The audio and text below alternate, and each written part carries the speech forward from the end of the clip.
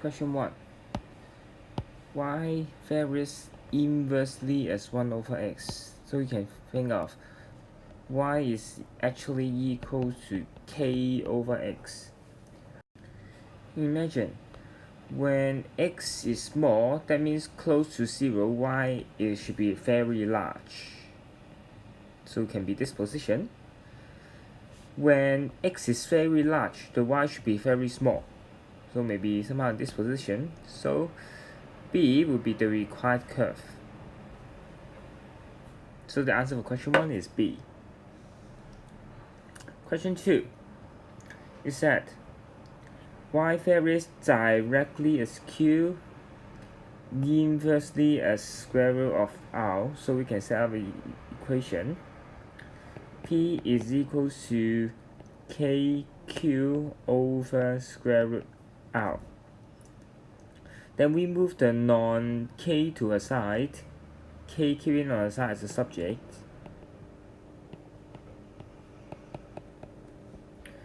You can see that for 1, if I have a reciprocal of k, that means 1 over k, I will get q over p square root r. K is a constant, 1 over k is also a constant, so 1 is correct. If I take a square to both sides as for the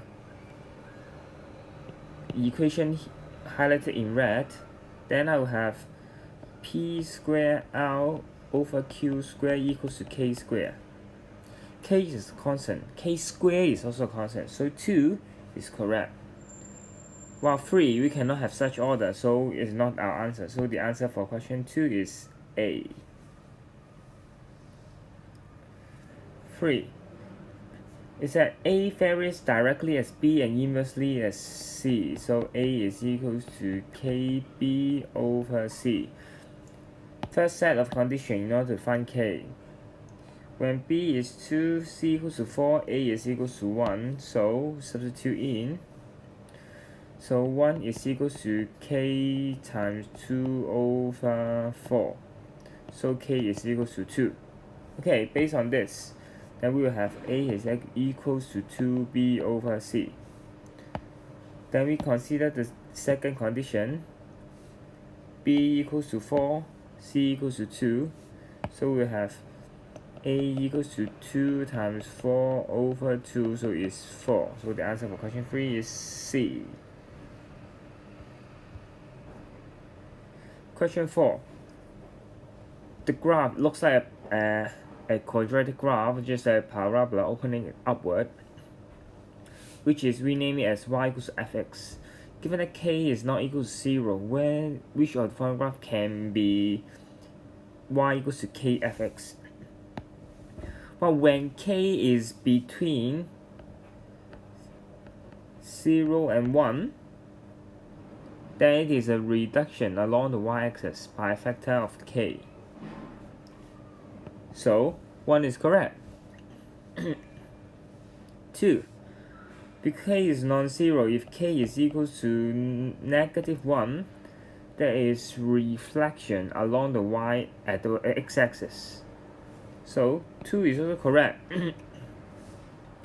3 cannot be possible because it is a constant multiplied outside the function. It's related to vertical transformations, but I can see original graph is the red one, shift to the right, which is impossible for us, so 3 must be wrong. So the answer is B for this MC. Question 5 said y equals to fx is obtained by reflecting the graph of y equals to 3x along the y-axis. Reflect along the y-axis. So fx, no choice, has to be the reciprocal of this 3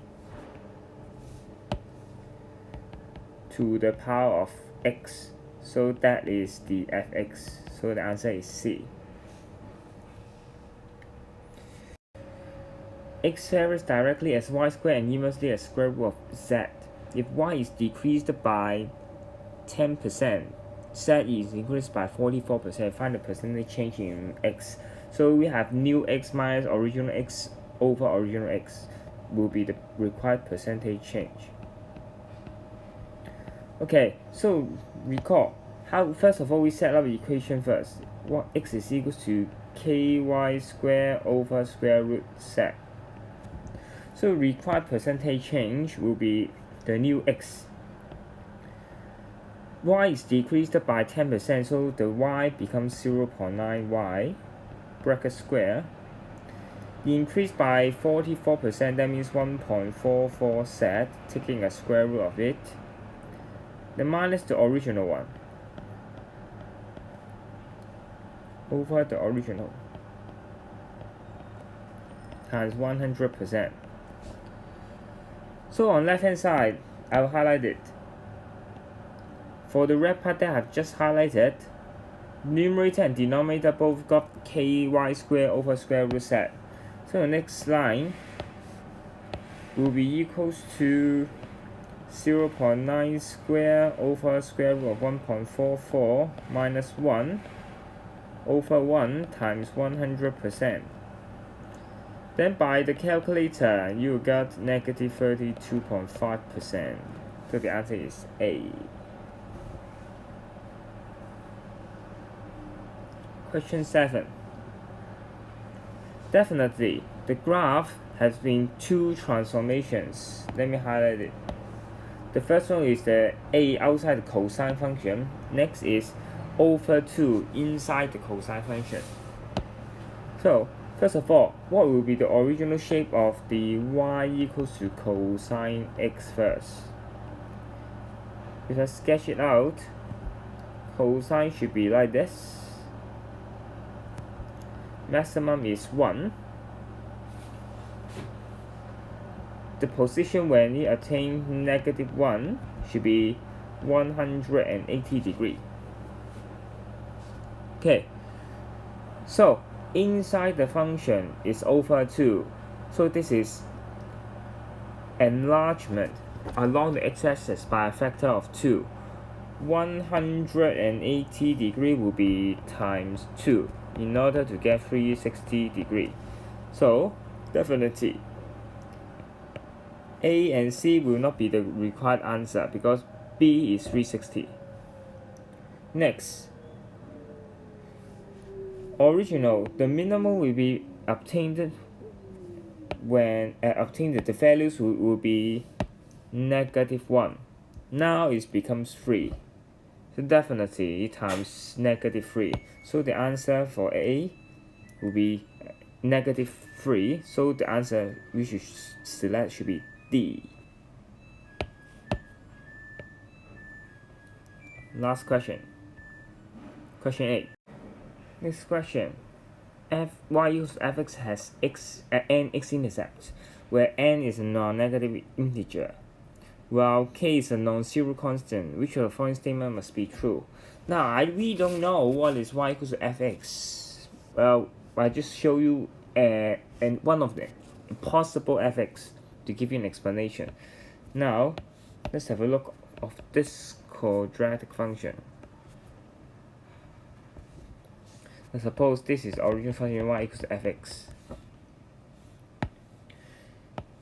If then multiply k inside the function, the graph can be enlarged or reduced along the x-axis, so can be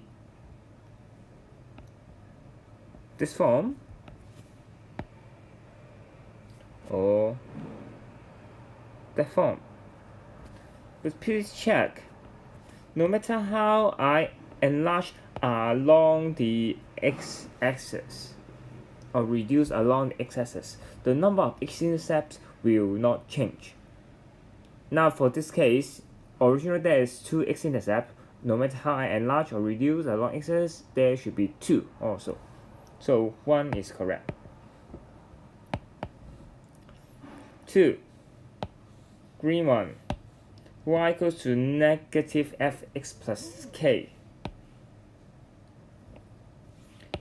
First of all, highlight this part first. The first part I'm going to talk about it is x plus k. X plus k, that means a horizontal translation. Horizontal translation. If this is the original y equals to fx, the new curve can be shift to the right or shift to the left, translate to the right or translate to the left. But no matter how I translate, it should be 2 x-intercepts.